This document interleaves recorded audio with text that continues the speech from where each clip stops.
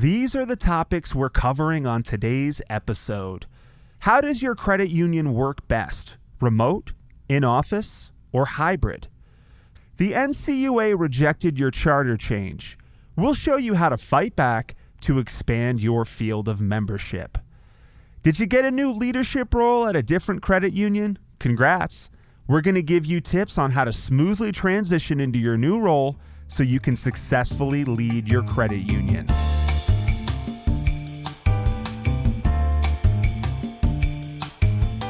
Welcome to Grow Your Credit Union, the podcast where credit union leaders gather, learn, and grow. I am your host, Joshua Barkley, and with me is my co-host, Becky Reed. Becky, what's up? I heard that twang in there, Joshua. You said my, like that you had the Texas my. I'm great. How are you? I'm just doing just fine. Becky, I just got back from Los Angeles, road trip that I did. I went with my girlfriend. She had never been to LA. And after the 50th time that we got honked at by a car in traffic, she looked at me and said, "Why do you like this city?" And you know what, Becky? Our guest on today's episode, you know where she's from? She's from Los Angeles. Or I don't know about from, but she resides in Los Angeles. Let's bring her out. Today, we welcome the CEO of Pullum Credit Union, Jennifer Audette. Jennifer, welcome to Grow Your Credit Union. Welcome. I'm stuck in traffic, but we can do this remotely.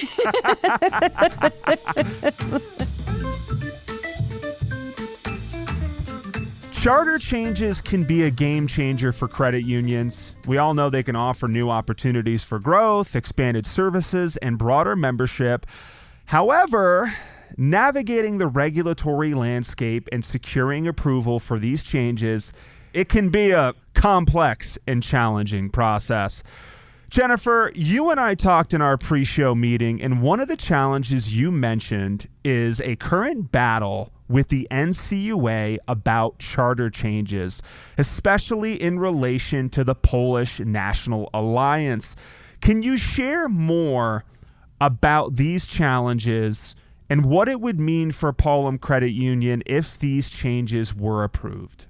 Absolutely. So our field of membership is Polish Americans. Anyone in Southern California who wants to join the Polish American Congress and make a donation of $20 is eligible for membership. So we're primarily focused in Los Angeles, Southern California, Yorba Linda, Orange County. I have an office there as well. This has been about a year and a half now that I met with the president of the Polish National Alliance, Mr. Frank Spula. And there are several Polish American credit unions across the country, but we're one of the smallest. So it was extremely exciting to meet with him and have him choose to join forces with Pullum. We were chosen as their top choice of being able to form a relationship with. I filled out all of the paperwork with NCUA and immediately got a rejection. At that point, I was just heartbroken, I guess I'll say. So I was disappointed. So then I did the next step. I did the round 2. I clarified everything and really emphasized my points, and then again got a denial back. So then I was at the Government Affairs Conference in DC. I asked Mr. Kyle Hoffman, who was the vice chairman. He's the vice chairman of the NCUA. And so I asked for a meeting with him. Him and his team were so accommodating. They squeezed me in, gave me about 20 minutes to meet with him one-on-one. He encouraged me, if I felt that I had a strong case, to do an appeal. So I did. I did an appeal. Yesterday, I got word that my request for an oral appeal was approved. Now I get to probably go to Virginia and speak in front of the chairman. And so all 3 of them will be present and will be able to kind of plead my case passionately. Becky, I see you nodding your head. I'd love to ask you about your experience with any charter rejections or dealings with the NCUA where you had to fight. I would love for listeners to understand more about how to plead their case and actually stand up to the plate with a good case to make? I think there are many examples, probably lots of credit unions could articulate about dealing with the NCUA and getting things over the line, right? Getting them approved. NCUA, just like any sort of regulatory body, has some very specific guidelines and I would say rules even that you have to go by. Honestly, filling out the application and going through that process is almost like having to be a lawyer, right? You have to lawyer speak, and you have to present your case in a very logical way. And when they deny you, they spit that back out to you and say, well, based on this reg and that reg and reg whatever. And it can be a little bit confusing. And there is some ambiguity in some cases because it's up to interpretation. And so it's their specific interpretation of what that reg is. And field of membership is one of those things that goes all the way back to the Federal Credit Union Act. And they probably harped on common bond, which I think is a little bit challenging when you're talking about a nationwide field of membership as opposed to a close-knit community like what Jennifer's credit union serves now. But my experience has been that you can push back. And she just demonstrated that you can successfully. And she has an opportunity now to go in person and tell the board why it's important for her credit union to get this field of membership approved. And her ability as well, the small credit union's ability to serve a nationwide field of membership might also be a concern of the regulator. But first and foremost, the regulators are concerned about the share insurance fund. That's always going to be what they're concerned with. Becky, let's double down. Let's double down on the share insurance fund. Can you just explain that? You made it a point to say that that's what they really care about. Well, unlike other banking regulators that have multiple regulators that oversee multiple areas of the banking system, in the credit union industry, NCUA is both the insurer and the regulator. Completely different things. So they are responsible for enforcing and imposing regulations on the credit union industry, for example, like the CUSO rule. Right, that is an NCUA reg that is in Part 712 of the Federal Register. And then they also are the share insurance fund, just like the FDIC. Well, in a bank, the FDIC takes care of the insurance part of things, and the OCC or the Fed takes care of the regulatory side of things, depending on the bank and whose jurisdiction they fall under. For a credit union, it's one and the same. So you have a regulator that is concerned from a safety and soundness perspective to make sure that the share insurance fund always stays safe, as well as enforcing the regulations that are the laws of our industry. That creates a little bit of a different dynamic when they're approving things because they kind of have to wear both hats. You know, it's interesting because I find that to be such a conflict. I can't tell you how many times over the years I've been told it's a safety and soundness issue. We're so careful about the regulators and we're losing sight of what the credit union was founded on. You know, for example, recently, because we do a lot with the Polish consulate, there was another consulate that wanted to join our field of membership. And you know, of course, I'm weighing the pros and cons of that as well, but it's an area that we've adapted to. I mean, that's something we specialize in because we're used to it. And, you know, NCUA was, oh, no, that's not a good idea. And I said, you know what? This is why credit unions were formed. If we did everything strictly because of the share insurance fund, we would never have been in the trenches and made the impact that we make in people's lives. So I personally just have a real problem with the fact that because, you know, they're always quoting safety and soundness. It's an easy way for them to say no is to just say safety and soundness. Whereas those of us that have that hardcore credit union mission where we are out there. That's why I'm not at a bank. I want to be at a credit union because I want to be in the trenches making the difference. And when all the banks are turning away these consulates, there's such an opportunity for us credit unions to step in there. And I'm, being told, not a good idea. The safety and soundness and balancing the National Credit Union Share Insurance Fund, I really think there needs to be a separation at some point. Here's a leadership challenge: transitioning from one credit union to another when there are substantial differences in their fields of membership. Jennifer, a few years ago, you transitioned from the U.S. Postal Service Federal Credit Union, which served U.S. postal employees. Now you're at Pullum FCU, a credit union that serves Polish communities. How did you effectively make the transition and earn trust not only from the credit union staff, but the members that you serve?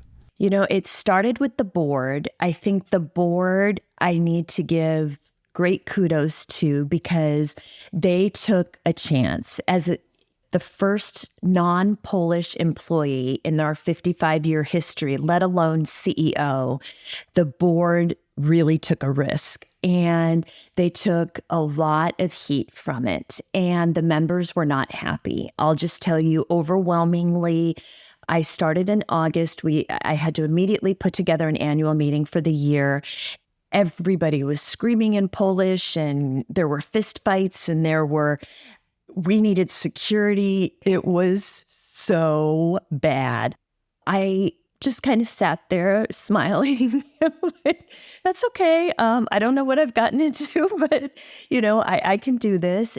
I waited about 2 weeks, and probably the most outspoken person was one member in particular. I waited about 2 weeks, and I just cold called him, and I said, "Hi, this is Jennifer with Pullum," and I was met with silence. And I said, I'm going to be down in your area, which I was not, but, I was going to make a point to be down in his area.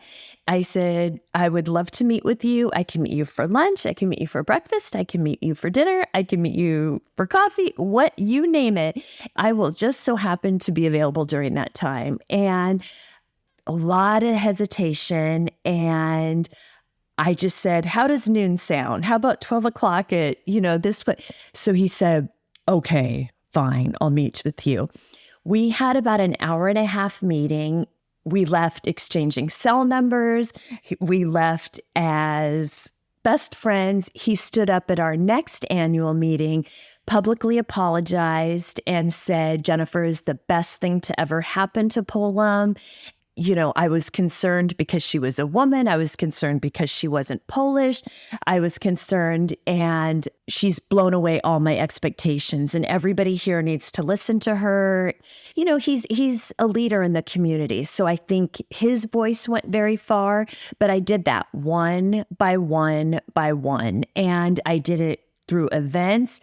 I've sat through more Polish events than any Polish person I know. I go to Polish Mass, to Polish consulate events, Czech consulate events, Polish movies, Polish art, you name it, the Polish Music Center. It's amazing. You really don't need to know the language to appreciate the community. And I would say overwhelmingly, I've been accepted now for my qualifications. It did take time. There are still some people that don't like that I don't speak Polish, but hey, it's coming up on 3 years next month, and there's always that fourth year to win over the final few. Becky, I want your thoughts on transitioning. Maybe not necessarily just as a leader, could be a credit union employee, but what sort of tips do you have for folks transitioning to a new credit union and they're like, whoa, this is a completely different space than what I'm used to? Well, I think Jennifer really articulated it well when she said it's about those one-on-one contacts. It is really easy to not like somebody that you don't know. But when you sit down and in particular you break bread, with that person. You have a conversation with that person. You're listening to each other. You're creating that bond.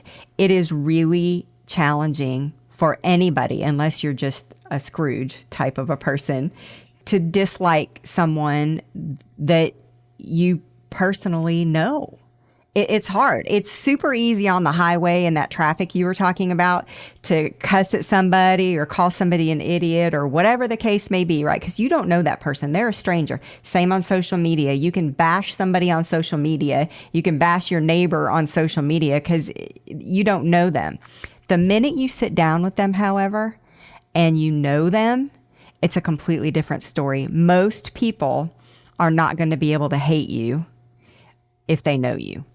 That is exactly what you have to do whenever you're doing making a transition at a credit union. You've got to sit down and you've got to get to know people and let people get to know you. So that's a very important aspect, I think, to transitioning. It's interesting too, because I went from a union, the postal credit union. It was a very different dynamic, everything from lending to borrowing to credit to this really took me probably about a year and a half to really wrap my brain around the differences.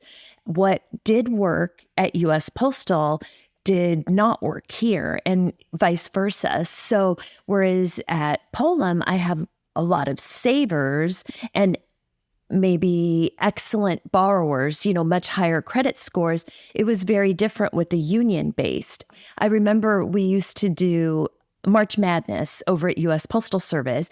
And I came here and was like, okay, let's do March Madness. Let's do, and everyone's looking at me like, what is March Madness? And I was like, Polish soccer. Okay, got it. Okay, no basketball, So there really are just some very basic fundamentals, but then there's huge fundamental differences, everything from credit to their lending practices to the celebrations, to your marketing, to every single piece of the dynamic was different for me. Finding the right balance between remote and in-person work has become a pretty critical topic in today's age. A recent University of Pittsburgh study revealed that states with businesses balancing hybrid and in-person work have a happier population.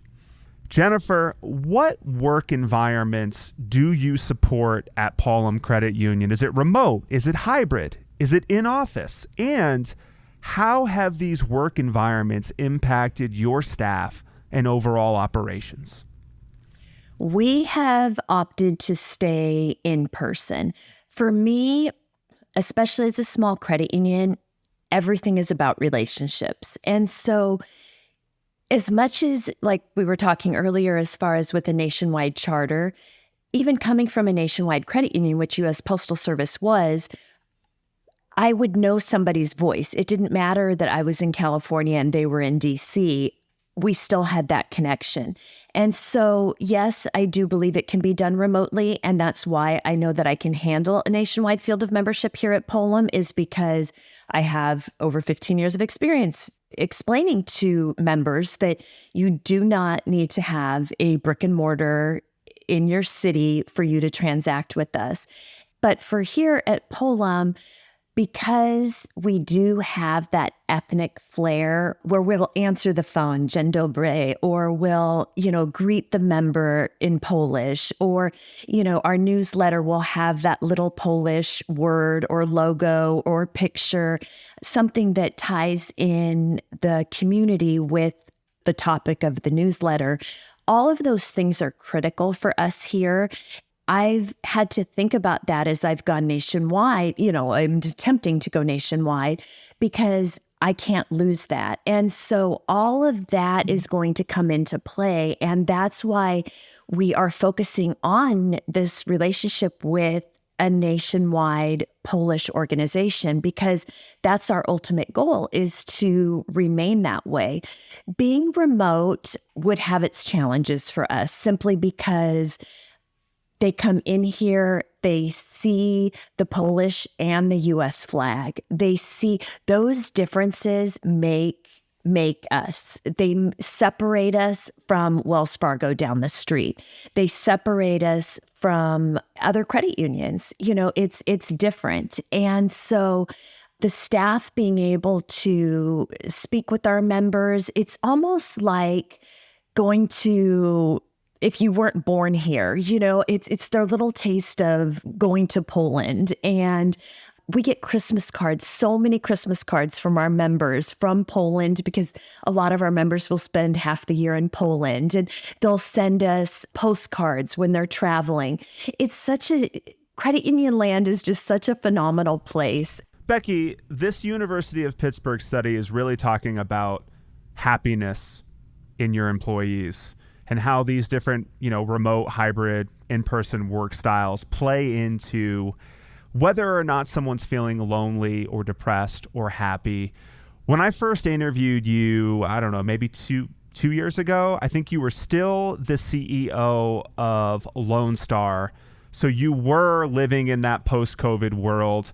Let's start with, what policy did you implement in terms of work style, in-person, hybrid, etc.? And then what did you see among your employees when you did that, when that change happened?